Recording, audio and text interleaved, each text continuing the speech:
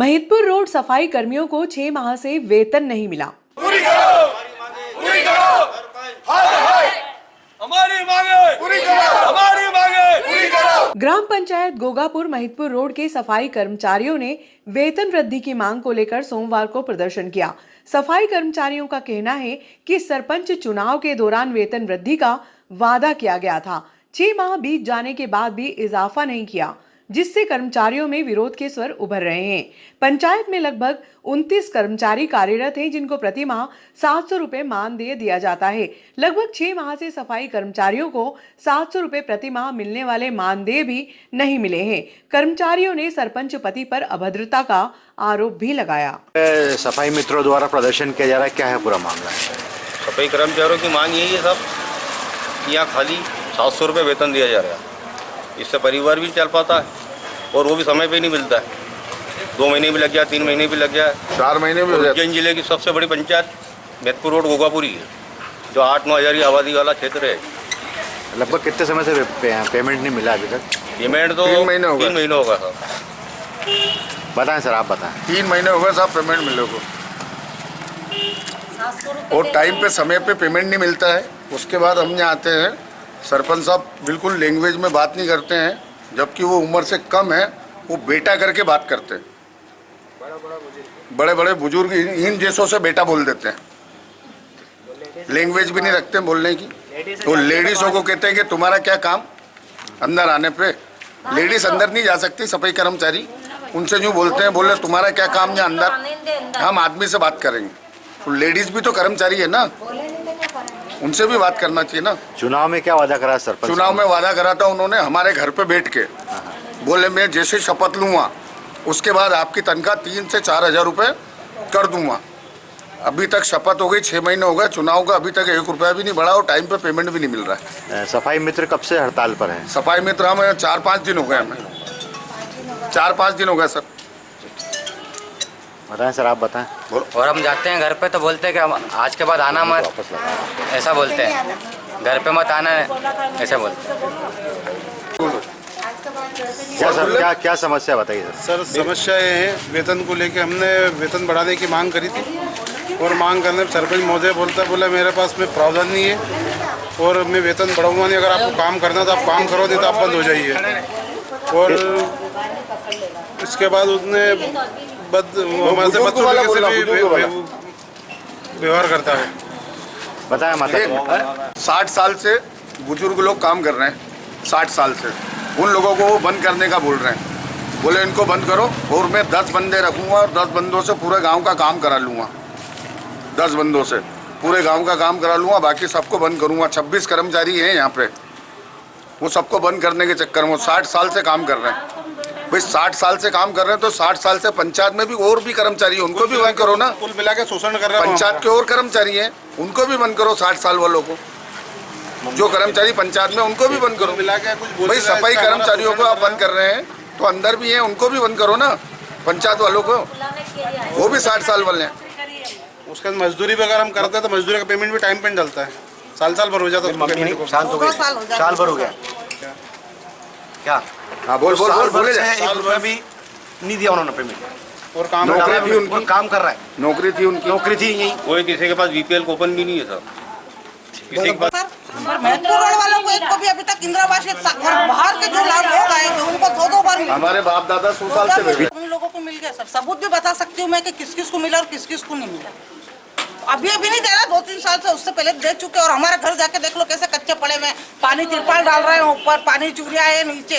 हाँ आएगा जब देंगे, आएगा जब। और अभी भी बाहर के लोगों को अच्छे मीणा लोग है, ये लोग है, ब्राह्मण लोग है, इन लोगों को भी दिया जा रहा है, सभी समाज वालों को दिया जा रहा है। पर हमें कुछ भी आधार कहीं भी पंचायत और अलग उनको मतलब ये जमीन और प्लाट दे रहे हैं, कुछ भी नहीं।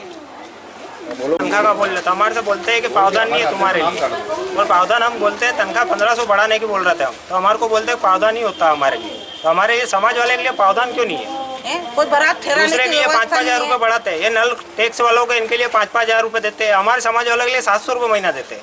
तो वाल्मीकि समाज वालों के लिए 700 रुपये महीना क्यों होता है? कोई हमारे लिए नहीं होता है। और कोई भवन हमारे लिए भवन की सुविधा नहीं है, और दूसरे समाज वालों के लिए भवन कर देते हैं। हमारे लिए कुछ भवन भी बनाते हैं। और सरपंच यहाँ शब्द बोलता है हमें सरपंच का नाम क्या है? सत्यनारायण पाटीदार। सरपंच का नहीं वो परपंच बोलता है और सरपंच का नाम ऋतु सत्यनारायण पाटीदार है। नीतू नाम है नीतू। इनको बोले कि बाहर जाओ, बाहर से बात करना, पंचायत में बात नहीं हुई। घर जाते हैं तो घर से बोला घर पे बात करना, पंचायत में बात मत करो।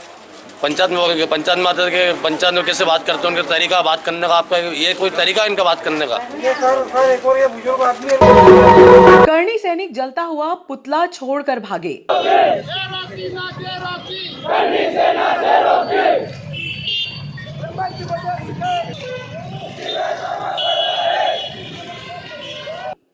करणी सेना के स्थानीय कार्यकर्ताओं द्वारा मुख्यमंत्री शिवराज सिंह चौहान के पुतला दहन को लेकर पुलिस और प्रशासन सतर्क नजर आया। पुराने बस स्टैंड पर सीएसपी पिंटू कुमार बघेल, तहसीलदार सर्वेश यादव, टीआई श्याम चंद्र शर्मा भारी पुलिस बल के साथ तैनात रहे। लगभग 2 बजे करणी सेना के कार्यकर्ता नारेबाजी करते हुए पुराने बस स्टैंड पर पहुंचे।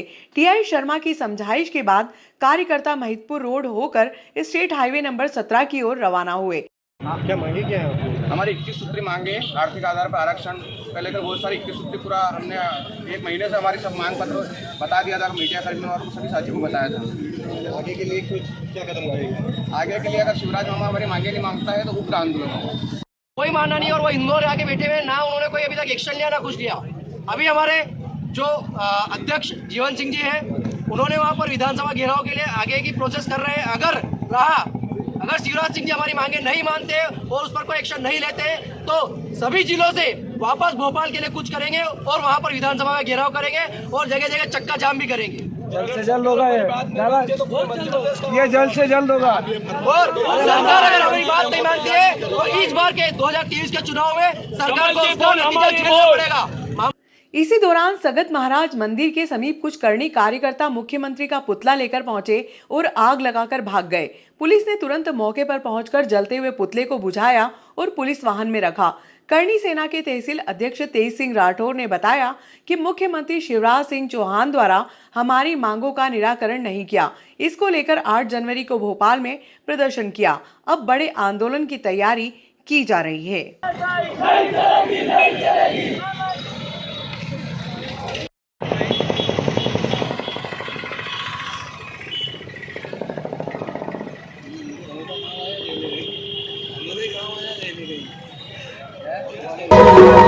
वर्ष 1971 से 73 तक ग्रेसिम विद्यालय में पढ़ने वाले विद्यार्थियों को लगभग 51 वर्ष बाद स्नेह गार्डन में इनका समागम हुआ। इतने लंबे अंतराल के बाद बचपन के सहपाठियों को अपने बीच पाकर सभी भावुक हो उठे। किसी ने अपने जीवन के खट्टे मीठे अनुभव सुनाए तो किसी ने संघर्ष की कहानियां बताई। रीयूनियन कार्यक्रम का शुभारंभ गणेश वंदना से हुआ। सबसे पहले 51 वर्षों के सफर में दुनिया छोड़ चुके सहपाठियों व शिक्षकों को 2 मिनट का मौन रखकर श्रद्धांजलि दी गई। रात्रि में केसरिया बालम टीम द्वारा सांस्कृतिक कार्यक्रमों की प्रस्तुतियां दी गई। यदि संभव हो तो अपनी अपनी कोशिश को उठाइए। गणेश जी को देखिए, गणेश जी ऐसे सरल देवता हैं, वक्रतुंड है, उनकी सूंड ही टेढ़ी है, बाकी वो सीधा है।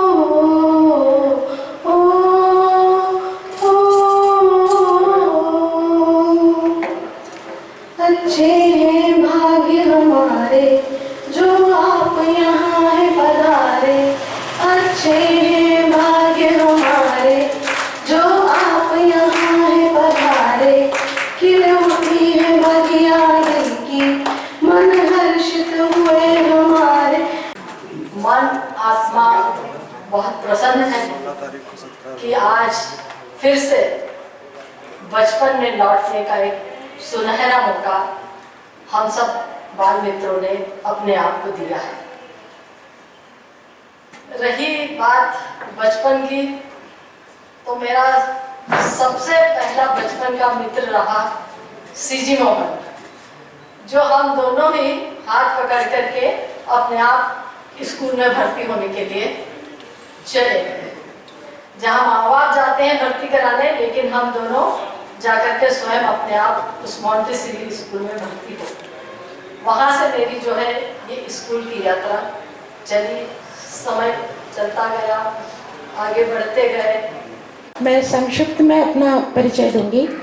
मैं लक्ष्मी अय्यर, मैंने BA GDCA से किया है और B.Ed किया मैंने PGBT से। उसके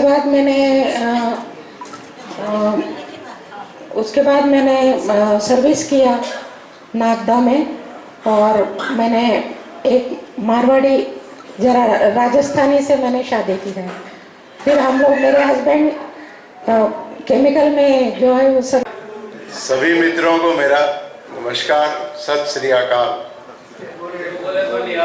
मैं कुलबीर सिंह बाली, मेरे परिवार में मेरी धर्मपत्नी श्रीमती परमजीत कौर, एक पुत्र और पुत्रवधू और एक बहुत प्यारी सी छोटी सी मेरी पोती है।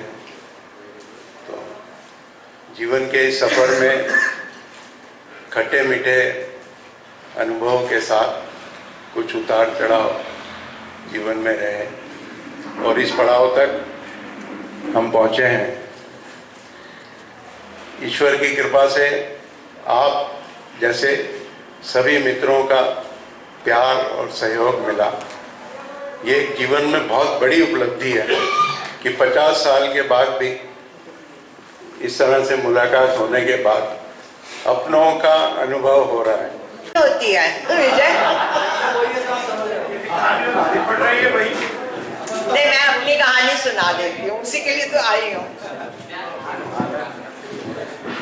72 तक की जिंदगी हम सबकी एक साथ थी, एक ही पहचान थी, एक क्लास के हम थे। उसके बाद आज 51 साल बाद हम मिले हैं। बीच में कुछ व्हाट्सएप से पहचान हुई। मुझे याद नहीं है 72 के रिजल्ट के एग्ज़ाम के बाद हम कभी मिले। मेरी मैरिट आई और मम्मी पापा ने उज्जैन पढ़ने के लिए भेजा। वहाँ DDC में नीलिमा, मैं, ममता, हम सब एक साथ थे। BA मैरिट से पास किया, MA हिंदी यूनिवर्सिटी में किया। व्यापारियों को व्यापार के साथ सामाजिक कार्यों में भी भागीदारी निभानी चाहिए। शहर में 2 धड़ों में बटे व्यापारियों के संगठनों को एक होकर व्यापारी हित में कार्य करना चाहिए। ये बात किराना व्यापारी संघ के तत्वाधान में आयोजित नव वर्ष मिलन समारोह को संबोधित करते हुए कर्नाटक के राज्यपाल थावरचंद गहलोत ने की। बस्ती रहनी चाहिए।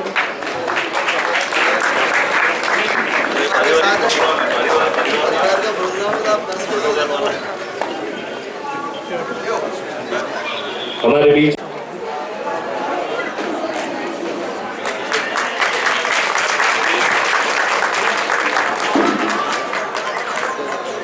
आपकी तालियों की गड़गड़ाहट बजती रहे।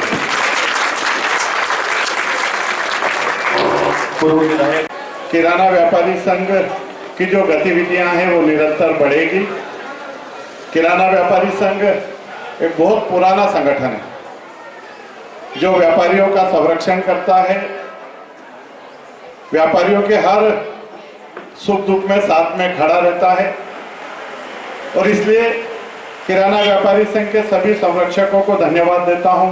पूर्व के जितने हमारे पदाधिकारी हैं उन सारे लोगों को मैं धन्यवाद देता हूं। आदरणीय मनोज जी, आदरणीय हमारे भैया राठौड़ साहब और आप सब लोगों को, आप सब लोगों ने मुझे बुलाया, उसके लिए मैं धन्यवाद देता हूं। चूँकि एक पार्टी का प्रशिक्षण वर्ग चल रहा मुक्तेश्वर महादेव मंदिर पर, हमारे सबके प्रेरणा स्रोत और लाडले नेता कर्नाटक के गवर्नर साहब परम आदरणीय थावरचंद जी गहलोत साहब, मंच पर विराजमान नगर पालिका के अध्यक्ष प्रतिनिधि OP गहलोत, सांसद प्रतिनिधि प्रकाश जी, साथ में जिन्होंने वर्षों तक किराना व्यापारी एसोसिएशन या व्यापारी एसोसिएशन या व्यापारियों के हित के संरक्षण के लिए सदैव लड़िए से मंच पर विराजमान आदरणीय गोविंद जी मेहता साहब, बंसी जी राठी साहब, आदरणीय नंद किशोर जी बोरवाल साहब, आदरणीय आज के कार्यक्रम में कांकरिया जी, राठी जी, किराना व्यापारी संघ की बालिका मंडल माननीय राज्यपाल साहब का स्वागत करना चाह रही है, अभिनंदन करना चाह रही हैं। मैं आप सभी बच्चों को आमंत्रित करूंगा, आप पधारें। और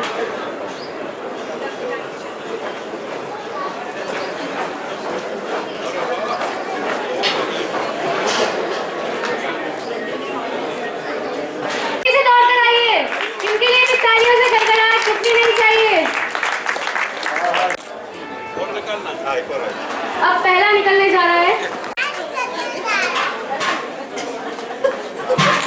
125 सांवरिया कृषि केंद्र पाल्या रोड। बोलो सांवरिया सेठ की जय। मैंने 2 यात्रा कराई थी, गिरिराज जी की और सांवरिया जी की, दोनों के भाग्य खुल गए। जो गिरिराज धरण की जय। अधिकारीगण जो मंच पर बैठे हैं, लाल सिंह जी राणावत जी भी बैठे हैं, सामने बैठे हुए सभी व्यापारी भाइयों बहनों, आशीर्वाद दाताओं, सहयोगी साथियों, मैं आप सबको इस खुशी के अवसर पर सादर प्रणाम करता हूं और आप सबका हार्दिक स्वागत और अभिनंदन करता हूं।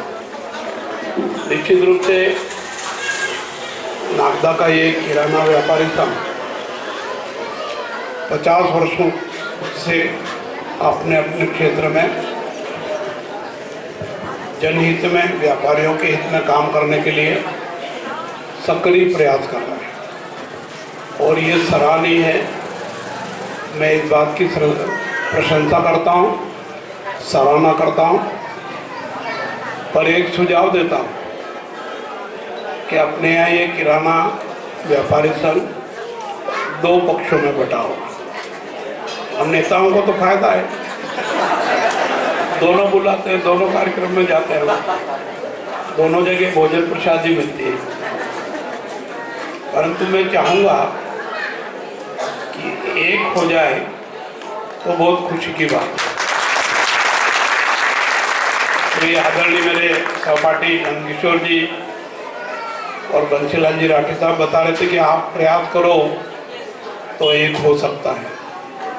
मैं एक बार प्रयास करूंगा और उनसे प्रार्थना भी करूंगा कि जो मन में अलग अलग रहने के विचार हैं उनको दोनों थोड़ा थोड़ा त्याग करें और एक साथ आए।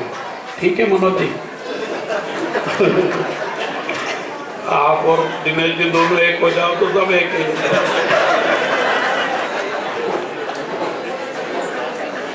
मुझे ऐसा लगता है कि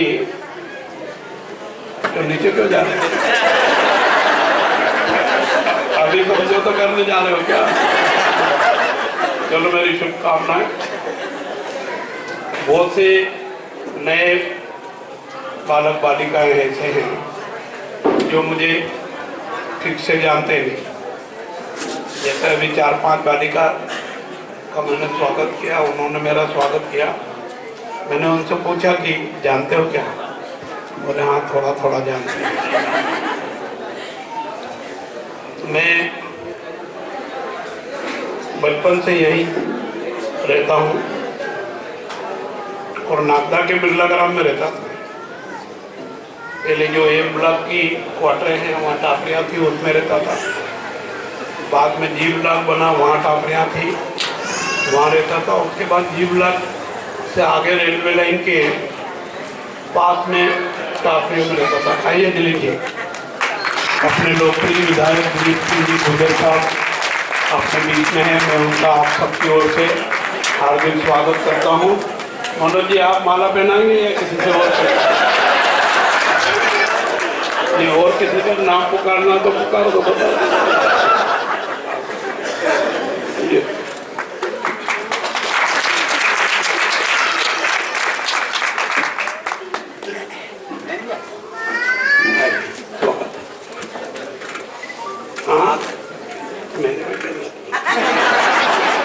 साल में एक बार शहीद जी बनने का मौका मिलता है।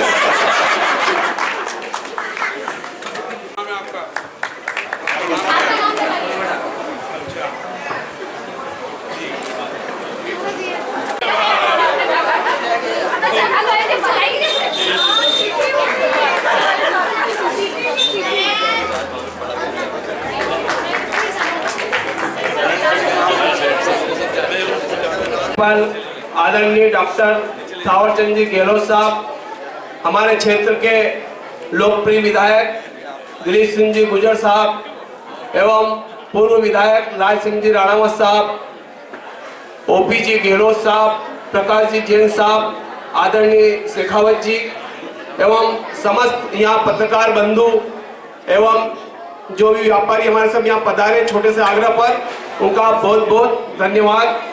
कपड़ा व्यापारी संघ के भी अध्यक्ष एवं समस्त संघ के अध्यक्ष यहाँ पधारे, उनका भी किराना व्यापारी संघ की ओर से बहुत बहुत आभार सम्मान। हमारी जानकारी को ही पुनः प्रकाशित करवाकर जनता को दिग्भ्रमित न करें, कहा विधायक गुर्जर ने। क्षेत्र के नागरिकों मीडिया को दिग्भ्रमित करते हुए 20 दिन पूर्व दिए गए समाचार को पुनः नए सिरे से जारी कर वाहवाही लूटने का प्रयास पूर्व विधायक शेखावत कर रहे हैं। ये आरोप लगाते हुए विधायक दिलीप सिंह गुर्जर ने बताया कि विधानसभा सत्र के दौरान 19 दिसंबर 2022 को मीडिया में समाचार जारी कर अवगत करवा दिया गया था कि बड़ौदा से चांपाखेड़ा मोकड़ी होते हुए बेरछा तक क्षतिग्रस्त सड़क का पुनः डामरीकरण व मोकड़ी में 800 मीटर सीसी व नाली निर्माण, बेरछा के समीप 400 मीटर सीमेंट कंक्रीट व नाली निर्माण लगभग 2 करोड़ 20 लाख की लागत से कार्य की स्वीकृति जारी की गई है। वह चम्बल नदी चामुंडा माता पुलिया से भगतपुरी से नागदा जावरा रोड तक 52 लाख रुपए की लागत से सीमेंट कंक्रीट रोड निर्माण कार्य होगा, जिसके शीघ्र ही प्रशासकीय स्वीकृति होकर टेंडर आमंत्रित किए जाएंगे। मीडिया के माध्यम से हमारे पूर्व विधायक जी ने एक समाचार जारी किया गया, जो समाचार मैंने 19 तारीख को 19/12 को जारी किया था कि जिसमें नागदा बेरछा रोड मोकड़ी और भगतपुरी से चामुंडा माता मंदिर तक की सीसी रोड के निर्माण के स्वीकृति के संबंध में था। मेरे द्वारा उस समय विधानसभा चल रही थी, उस समय भोपाल से ही इसको और जारी किया था, परंतु पुनः कल समाचारों में देखा।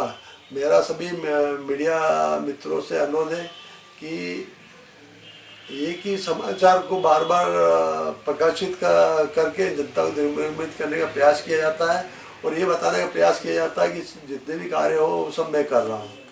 ठीक है भैया, तुम कर लो, परंतु उन कार्यों को भी पहले आप जो काम करने वाले उसको पहले बता दो, ये काम मैं करने जा रहा हूँ, तो मैं दूसरे काम कर लूँ जिससे कि और क्षेत्र में और ज़्यादा विकास कार्य हो। हम जिन कामों के लिए लगातार प्रयास करते रहते हैं, अभी हमारे मीडिया मित्रों को भी उन्होंने ये कहा कि विधानसभा में ध्यान आकर्षण शून्यकाल और ये लगाने से कुछ नहीं होता, परंतु उनके जो पुराने वर्षन देखें वो तो उसमें खुद भी कई बार उनमें वर्षन देते हुए विधानसभा में इस बात को मैं उठाऊंगा। यदि विधानसभा में कुछ नहीं होता तो विधायक बनने के लिए इतने लालच क्यों हो रहे हैं? लोगों को डरा धमका क्यों रहा है कि वो कोई दावेदारी नहीं करे? तो विधानसभा में यदि कुछ उठाने से कुछ नहीं होता तो विधायक बनने के इतने लालच क्यों हैं? तो निश्चित रूप से मीडिया को और क्षेत्रीय जनता को भी समझना होगा कि किस प्रकार से जनता को जरूरत है। इसका एक प्रत्यक्ष उदाहरण ये रोड में 20 तारीख को जारी की थी मैंने, और आज पुनः देख रहा हूँ तो वापस वो उसी को, और उसमें साथ साथ के आरोप भी लगा रहे कि उनको कोई जानकारी नहीं कि मेरे विधानसभा क्षेत्र की हर योजनाओं की मंत्री जी को, मुख्यमंत्री जी को और विधानसभा के माध्यम से लगातार समस्या उठाता रहता हूँ, चाहे उद्योग की समस्या हो चाहे अन्य समस्या हो। और वो कहते हैं शून्यकाल लगाने से कुछ नहीं होता है। मैंने इनके खास मित्र हिंदू संरक्षक कौन सी समिति है, उनके संरक्षक देश मार्केटिंग के समय में नगर पालिका में सप्लाई के आदेश वो करा था, उसके लिए मैंने शून्यकाल में ये मामला लगाया था। उसके आधार पे ही इनके खास जो नगर पालिका में चाहे एलएम सप्लाई का मामला हो, चाहे झाड़ू सप्लाई का मामला हो, चाहे इलेक्ट्रिक सप्लाई का मामला हो, हर सप्लाई इनका खास वही करते हैं और बिगड़ नियम प्रक्रिया के करते आए और खूब भ्रष्टाचार चलता है।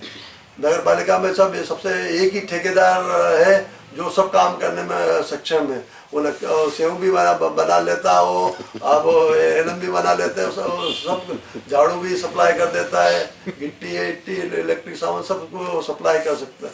कर लेता है। तो मेरा पूर्व विधायक जी से अनुरोध है कि विधानसभा की अपनी मर्यादा रहती है, तो विधानसभा के बारे में दुष्प्रचार नहीं करें और खुद भी लगातार बोलते रहे कि मैं कई मामले विधानसभा में उठाऊंगा। तो मेरा अनुरोध यही है कि जनता को दिग्भ्रमित नहीं करें। आपने अपने कार्यकाल में काम कराया होगा, बार बार सुरेल संध्या रोड की बात करते हैं। तो मेरा अभी हमने कई रोड है हमारे अभी निर्माण कार्य हुआ, वो उनके चाहते ठेकेदार है जो बड़े गांव सुरेल संध्या के, जब इनके इशारे पे ही वो सब कुछ चलता है।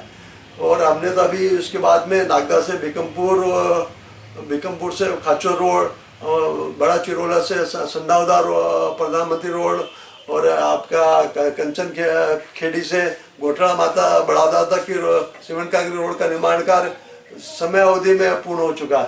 परंतु जो भारतीय जनता पार्टी से जुड़े हुए ठेकेदार हैं उनको आप प्रेशराइज करते हैं कि निर्माण कार्य नहीं हो, जिससे कि हमारी छवि खराब करने का प्रयास करें।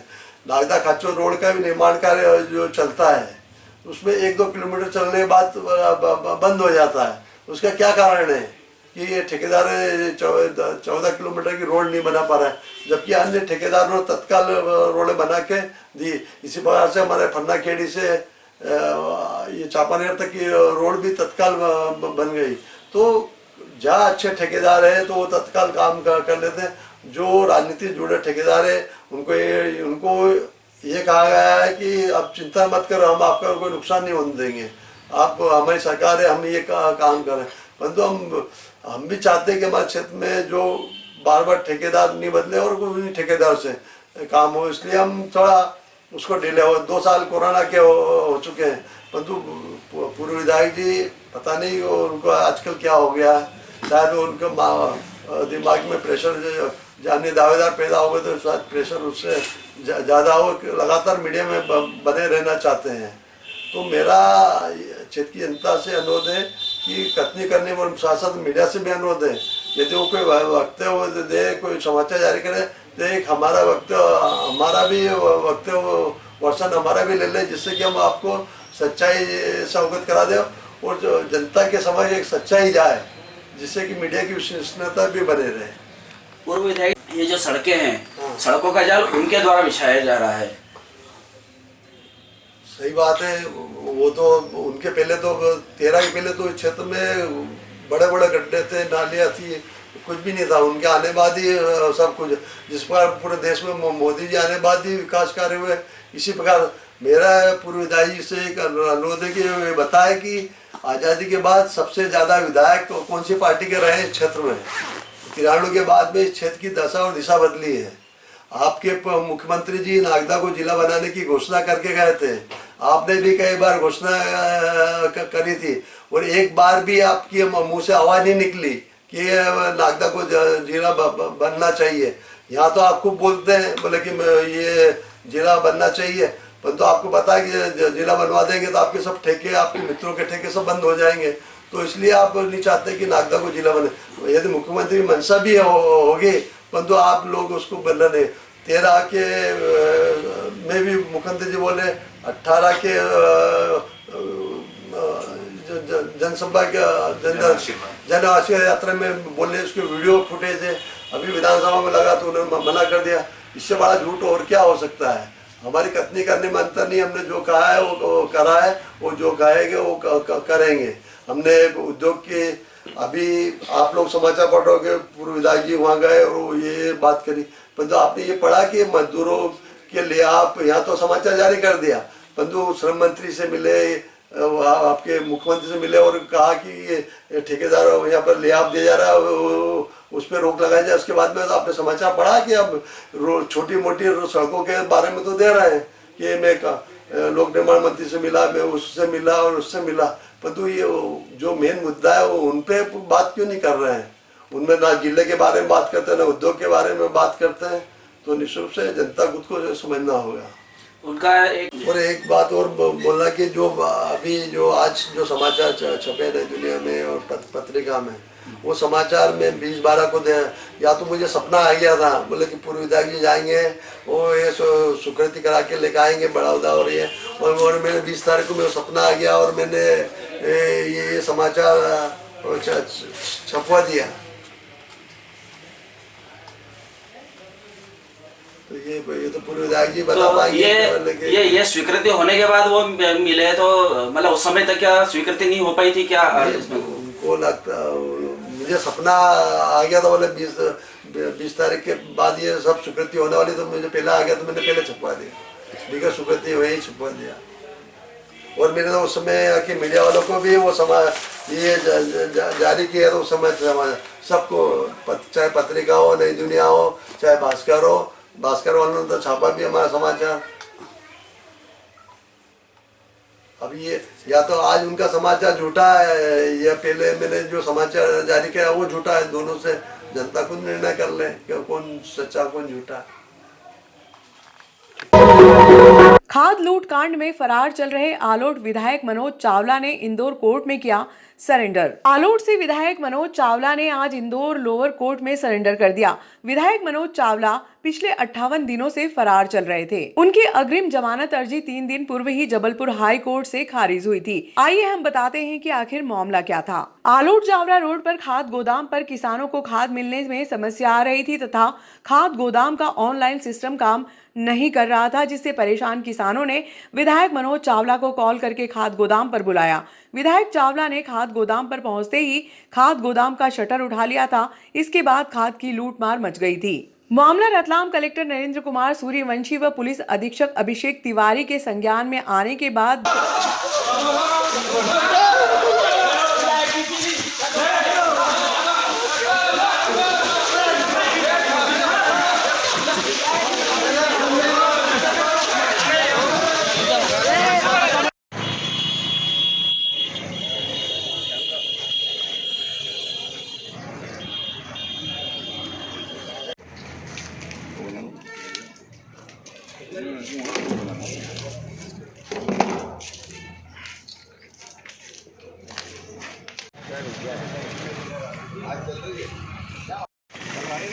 तो प्रॉपर प्रतिस्पर्धा होना चाहिए। शिवराज सिंह जी को डर रहे हैं मुद्दों से। किसानों की आवाज़ है भोपाल तक जाएगी, दिल्ली तक जाएगी।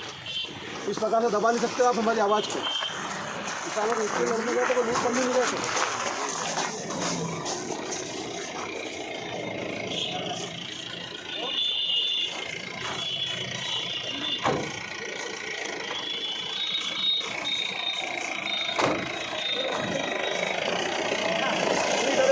जोरों से तो जोड़ा हुई है।